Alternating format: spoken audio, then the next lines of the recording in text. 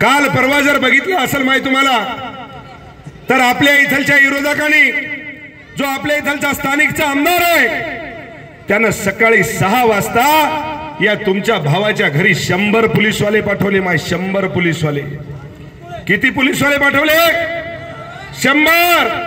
माझे घरामध्ये लेकरं झोपलेले, बायको झोपलेली, आई झोपलेली, आणि त्या पोलीसवाल्यानं खट खट खट खट दरवाजा वाजवला आणि सर्च वॉरंट दाखवला आणि सगळे पोलीसवाले तुम्हाला सांगतो लेडीज सगळे घरामध्ये घुसले. मी त्यांना म्हणलो, अरे बाबा काय चलले काय? हमारे पास कोर्ट का वारंट है बोले, तुम्हारे घर की चेकिंग करने की है. आता तुम्ही सांगा, एका आमदाराच्या घराची जर माय हे चेकिंग करत असतील कोणाच्या सांगण्यावरून, तर सर्वसामान्य माणसाचं काय आहे याचं मला उत्तर तुम्ही दिलं पाहिजे. कशामुळं?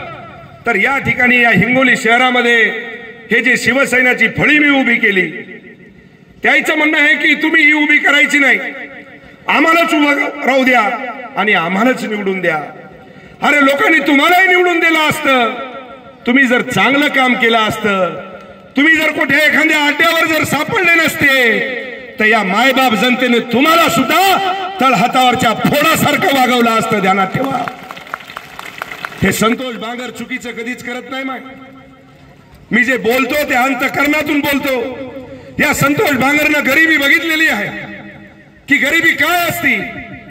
आणि काल माझ्या घरामध्ये तुम्हाला घुसल्याच्या नंतर तुम्हाला सांगतो, कपडे, माझं फ्रीज जिथे तुम्हाला सांगतो की आपण वस्तू सडू नये, चांगल्या राहा, भाजीपाला, दूध त्या ठिकाणी आपण ठेवतो, ते फ्रीज सुद्धा उघडलं आणि त्या फ्रीज मधलं सगळं सामान तुम्हाला सांगतो की बाहेर काढलं.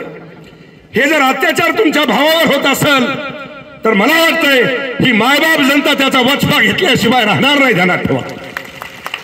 आणि ऐका, 27 तारखेला आपल्याला सगळ्या जणांना आपलं वंजारवाड्याच्या बाजूला जो मंगळवार आहे त्या मंगळवाराच्या एरियामध्ये दुपारी 2 वाजता माझ्या सर्व माता बहिणीने त्या ठिकाणी आपल्याला जमायचंय. माझ्या सर्व लाडक्या बहिणीनं कुठं? मंगळवाराच्या ठिकाणी. सगळ्या जणांनी जसं जसं आपल्याला येता येईल तसं तसं तुम्हाला सांगतो की शॉर्टकट मध्ये या.